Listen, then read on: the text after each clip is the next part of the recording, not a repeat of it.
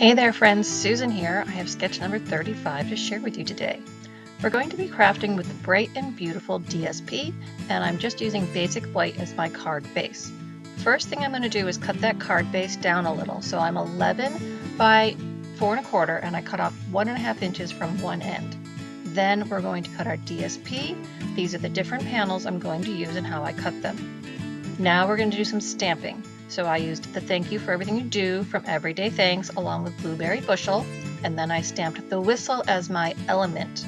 Then I'm going to cut out that whistle with my paper snips so that I have all my elements here to make our card.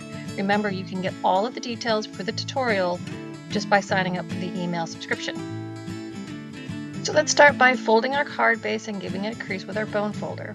Then we're going to layer up the squares of DSP as shown above, and then we're going to add that to the end of our sentiment layer. Then we're going to add the square of DSP to the front panel of our card and the rectangular piece of DSP to the inside edge of our card, just like that. Now we're going to add the sentiment on top. I'm going to use liquid adhesive, and then I'm going to use dimensionals to put that whistle right on top of that square. So here's our final project. What do you think? I think it's pretty clever and ready to give to that favorite coach.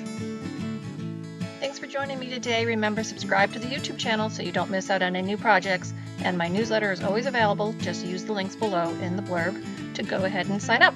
That's it for today, guys. Stamp again real soon.